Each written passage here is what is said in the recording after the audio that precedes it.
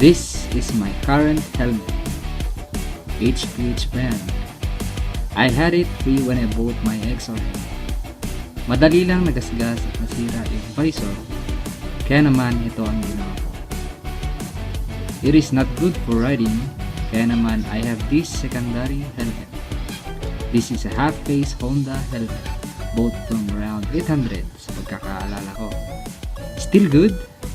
Ginawan ko lang ng spoiler, pampaporma. And I covered this lower part para naman hindi expose masyado yung mukha natin.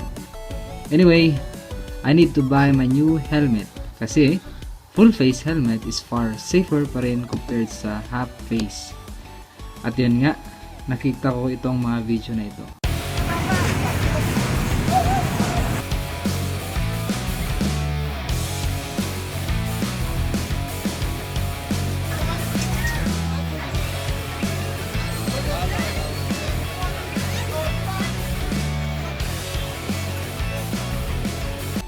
And I have decided to choose the best helmet I can have based on an average budget. Okay sana yung brands like KYT, SHOEI, JUST1, Bell at iba pa na branded helmets. In the end, I choose Evo Helmet. This is why. Good day, I'm Graphitee from Team Graphitee.